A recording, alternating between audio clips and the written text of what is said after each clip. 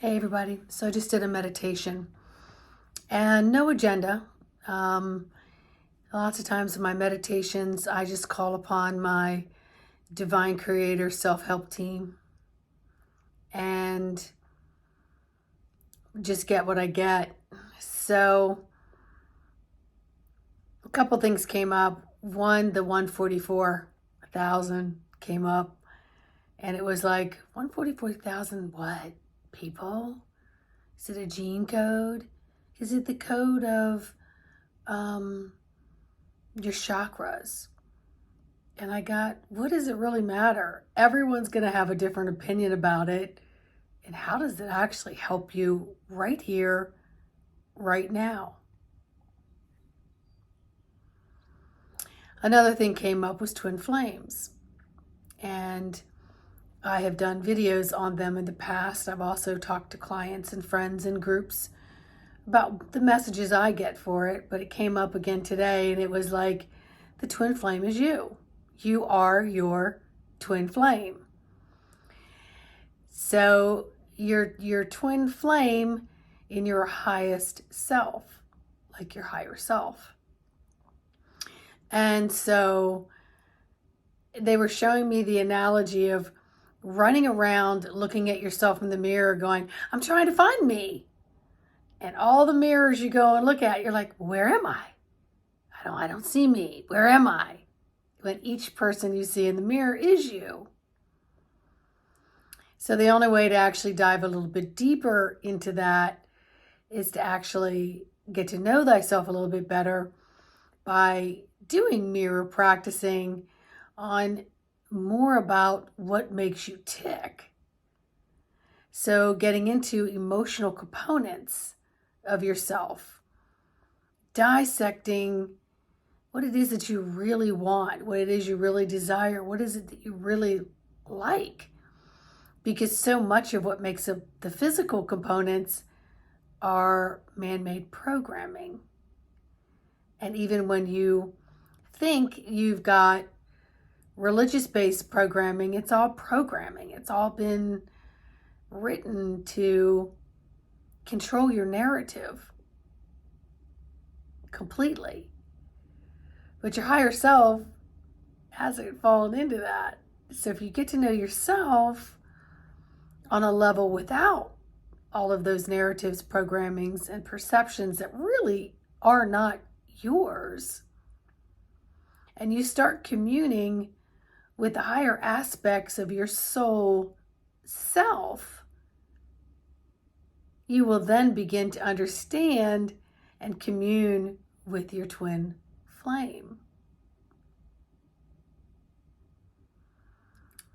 Then what came up was, compatibility and relationships and so on. And you come in with a soul family. You come in with the dynamics of soul groups and you interchange throughout lifetimes. You have different roles, different missions, different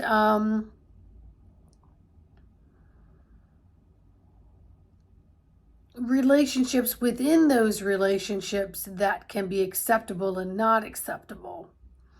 And many of the relationships are stepping stones.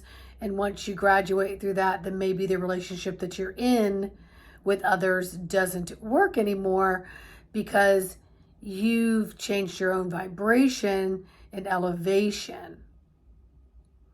So this happens in intimate relationships a lot. We're told biblically, you marry till death do you part. Well, there's nothing death do you part, my friends. That's ridiculous. Every relationship you have is a stepping stone. And if you're lucky enough to be in a higher vibration and in your partnership is in a higher vibration and you grow together in compatibility and there's a sincere, deep love and respect, and you stay together until death do you part, that's fantastic. But then you may come back into another relationship in another lifetime where they've got some different goals. you've got some different goals and maybe you're not as compatible, even though you recognize them as someone you know and you love, but so, prime example is sometimes your children. You can have a couple children and they can all be so very different. And you might identify with one more than the other, but then you don't want to play favorites. But it could be because you recognize something in their soulness. So if you look at every single friendship, which is what intimate relationships usually begin with, is in like or a friendship type thing. When you enter these relationships, you take them as far as you can take them respectfully. So when it's over, you respectfully end it. And you may hurt someone's feelings. You may get your feelings hurt. But I have found in my own experiences, when relationships end, sometimes it's like, they ended it, I didn't. Or I ended it, they didn't, right? Or things just simmer away. Pan is empty, no more water, friendship in it. People just go about their business. And sometimes you can come back into that relationship years later and be in a different whole aspect, become friends again. Okay? But every relationship is based on lesson building. So you have to look at that, just like so many other things come in and out of your life. Your taste buds change, your desires for food to change, your job things change, your desires for styles of your clothing to change, your atmosphere. You need to change it up in the bedspread. You need to change it up, in the furniture, those kinds of things.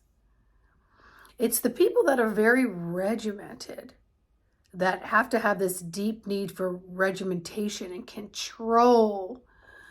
There's a rigidity there, and the inability to slide into new pegs and circles and squares and try things out, to experiment in the lessons of life. So things don't have to be so complex. You don't have to know what the 144,000 is. You don't have to be in search of your twin flame. You don't. You don't have to live in the relationships that you have if they're not working for you, no matter what they are, persons, places, or things, intimate, not intimate. So there's so many things that have been placed into creating narratives that we actually didn't create for ourselves. They were there to lock us in a box. And get out of your box, folks. And just carry love with you. Seriously, when you meet people, it's like you'll find people that you just are so much more compatible with, where you can just go elbow to elbow and breathe the same air they do. And yet physically, you just met them on this earth plane. And then there's people you'll be cautious about. And then there's people like, flip it off. I don't, whatever. You just not really going to be in your square. They could be what some people want to call background actors and actresses, or people that are main role players in your theater. Okay? So don't get so caught up in what the world's going to look like in 5 years. Experience it now, in the here and now, while you're growing with the me, myself, and I of the universe. You're letting go of things that don't serve you, the old programming, perceptions, narratives. You're communing with the me, myself, and I of the twin of you. You're getting to know your soul. And the more you get to know that, the more you're actually going to meet people in your soul family that are in a more compatible vibe as you grow and evolve. Don't stay so rigid and stuck and regimented, and refusal to really change things up. seen or unseen. All right? So that's just what kind of came up in my 45-minute meditation. It was kind of a little bit here, a little bit there, a little bit there. No intention, just let it come in. Just allow my body to go very quiet, to let it get super relaxed, to have no agenda. No agenda. You know, there's a lot of perceptions, that I fell into a long, long time ago, that I called on all these ascended masters and all these different archangels and so on. And it wasn't until about 2017 when I really erased my own cookies, my own programming. I allowed it. I declared it, that I wanted to re-know everything on my terms and how I felt with it, with a different me looking at it, not what I automatically learned through what was being told or taught to me. And I stopped calling on all of them and said, you can present yourself to me in a way that I would want to call on you if I need your assistance. I don't need a book or someone else to tell me what each ascended master does, what each archangel does, except I don't need any of that. Because if they're meant to share with me, they're going to present themselves to me. So in the meantime, I've spent the last 6 years truly diving in to the me, myself, and I with my higher self, as I call my guide team. That's what I call my guide team. Because my higher self is just so full of different facets of me.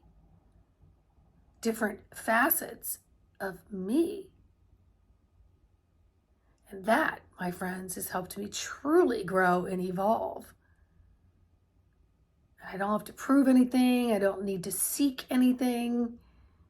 Stuff comes to me and I let it sort of do its thing. And if more information comes about it, then I have a choice on whether I want to continue learning more about it. But the thing is, can I be content with me on a little island? And the answer is yes, I can. Although humans are meant to gravitate with each other because our hemoglobin, our hemocrats, our blood, it works differently when you're in synergistic with other blood-like humans.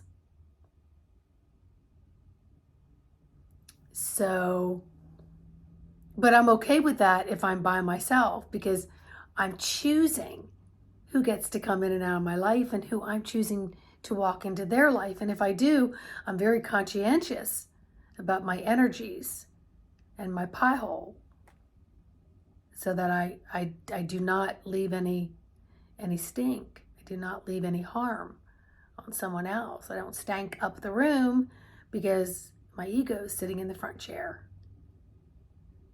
Now, slide the ego to the side and just let things be.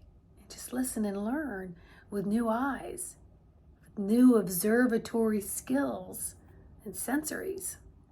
Yep. You want to learn how to do all that? info@embodimentofthesoul.com. We can work together. All right? Have a fantastic day. Please like, subscribe, share.